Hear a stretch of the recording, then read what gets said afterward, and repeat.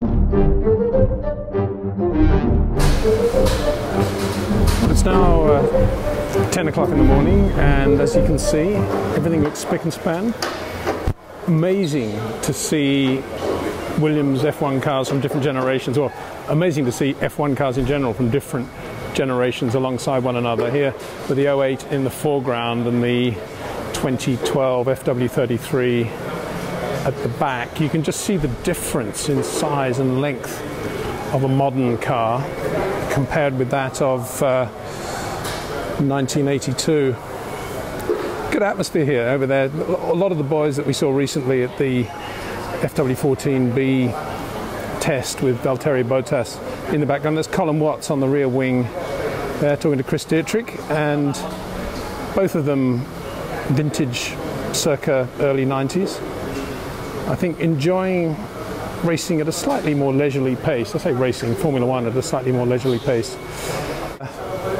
The atmosphere though is of an early morning at a racetrack with something about to happen and we don't quite know what.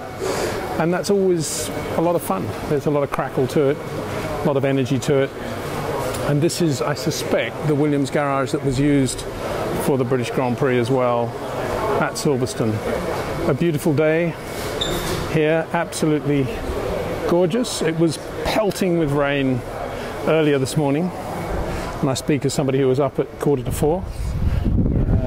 Not necessarily for this, I have to say, but as you can see, a beautiful day here at the Silverstone wing.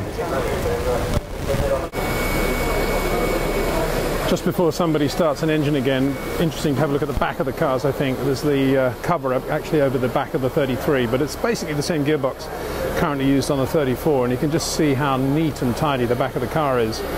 And then we walk over to the FW18 96 car, the Damon Hill Championship winning car. Colin Watts will just move to the left. Thank you, Colin. G'day, mate. All right. How you doing? Right, yeah, good. And you can just see, you know, it's a lot bigger. Okay, it's a lot shorter in wheelbase, no doubt, but it's the Damon car. And then have a look at the trusty 08 with the lovely Hewland gearbox. Cosworth DFE, there's Susie just walking to the front. She's got an exciting day ahead of her. Going to be driving an F1 car for the first time. This 08 is going to be driven by Bruno Senna, and it's on cut Avons, which I guess we call them intermediates.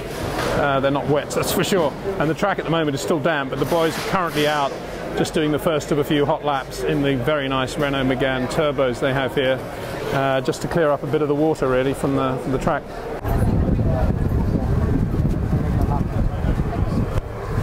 Pastor, the brakes are smelling. Yeah. And the clutch. They are pushing.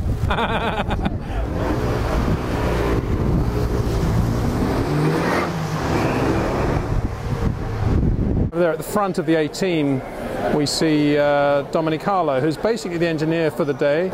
Dominic, ex-Sahara Force India, joined Williams earlier this year.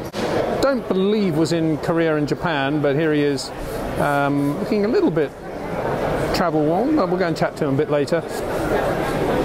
Engineering these three cars from three different generations. Interesting also to see Williams, the MRTC guys, the radio guys at Williams. This year Williams switched to Rydal. Like a lot of the teams, they have a very sophisticated repeater unit around the circuit, radio systems riding on the back of the FOM system. But good old MRTC still doing a very good job using the fundamentals well with some of the F1 teams. And here, because these cars are all MRTC radioed cars, it's an MRTC day. Just a small detail which will please the boys at MRTC because they're just up the road and they've been with Williams for a long, long time.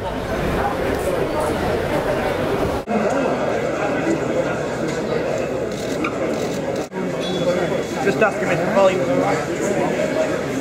Down on the left.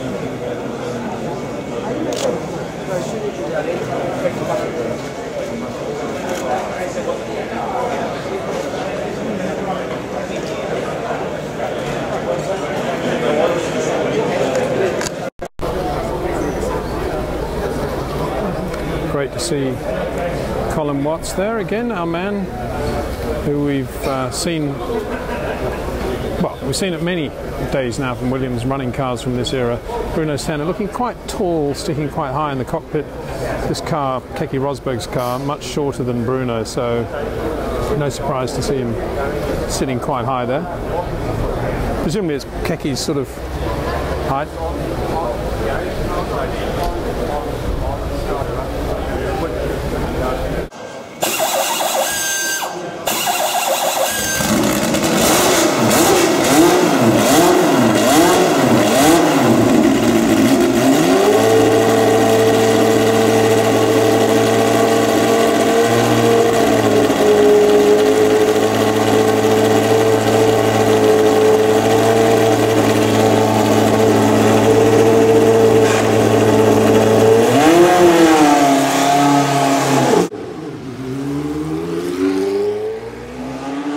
It's actually pretty impressive because the engine has power from the bottom end, and you think that you're squeezing the power and you get more acceleration, and then you think, oh, maybe that's it, and then you squeeze the throttle a little bit more and you have a bit more, and it's just an amazing experience.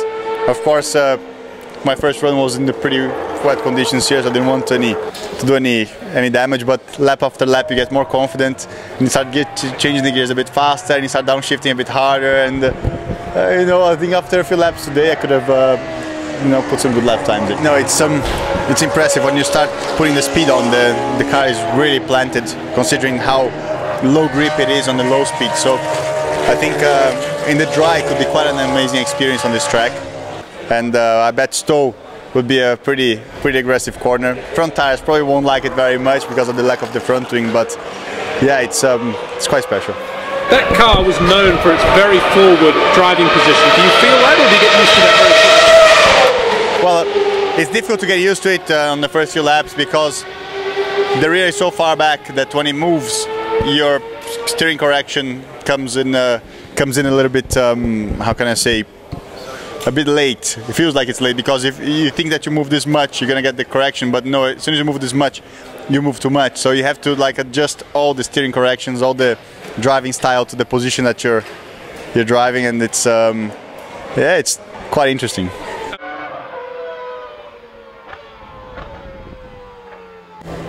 The engine is a V10, but at the same time it's very flat on the electronical point of view. You know, very flat, very nice and smooth, easy to control the power in the car.